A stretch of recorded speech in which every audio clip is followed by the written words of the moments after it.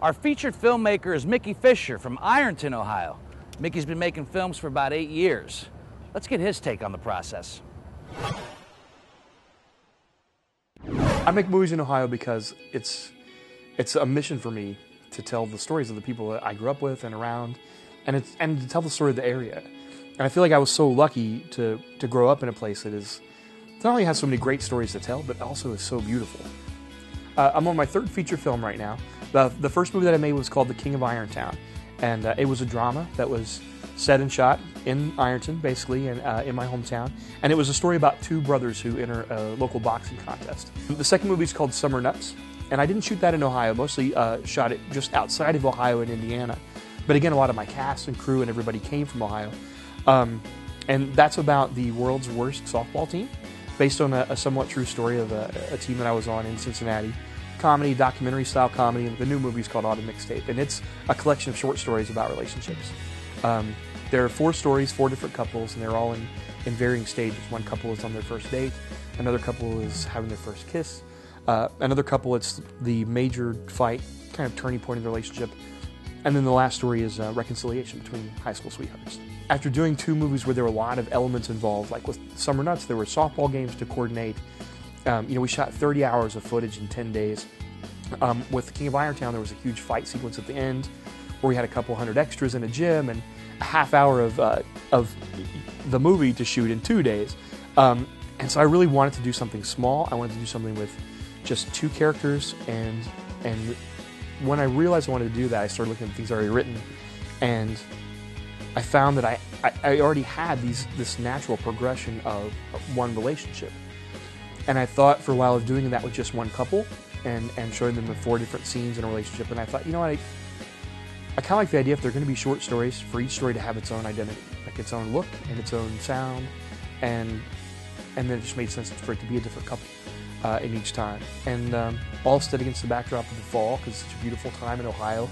There's a new website called Indiegogo.com. And basically what it is, the idea is that you start with the fans from the very beginning of your process. And the idea is that the fans not only decide what movies they want to see, they decide what movies get made. And you go to them from the very early stages and involve them in the process. You can post your script, you can post clips and things like that, you can post your videos and trailers from other movies that you've done, and you start trying to build an audience and a fan base from the very beginning. Ask them to donate to your movie in exchange for certain things. You set up perks. And the perks can be anything from a part in the movie to, signed copy of the poster, things like that. The money that you get from Indiegogo that people contribute to your project is not an investment. They don't make their money back. There's no return on it. It's not an investment at all. It's a donation to your movie, and that's the way it worked. I was really fortunate to have people who believed enough in me and in the idea to donate that kind of money. It was a really humbling experience. How do you make a feature film for $1,500? I would say you have to look at the things that are around, look at the elements and the resources that you have at your disposal. King of Irontown, I was like, I know I have these actors, I know I have these locations. When I wrote the script, I wrote it for specific locations I had in mind that I knew I could get for free.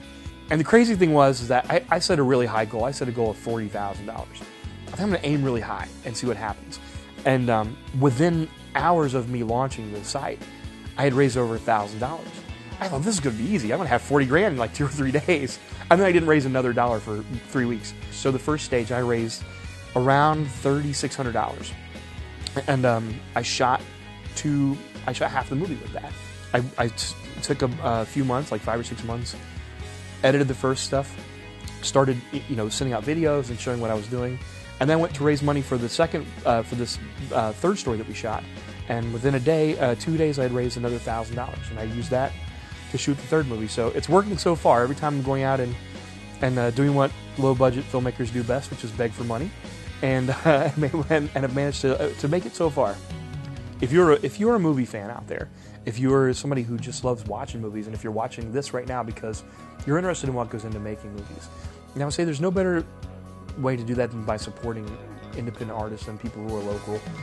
There's so many people in the Columbus area that I know that are making movies that are really striving to make stuff with excellence, and so go out and support those. If you see the screenings in the paper, if you see DVDs for sale or things like that, then give somebody a shot and pick them up. This is my creed right now, is that if people aren't paying attention to you and what you're creating, it's not that you're not working hard enough. It's not that, because I know some people work hard and just haven't had a chance yet. Keep doing it until you make something so great that people can't ignore it, that they must pay attention to it, and something they're passionate about that they have to tell other people about. It's our responsibility to keep going until we get there. So if you're a filmmaker out there, just good luck and stay at it, and hopefully we'll see each other there.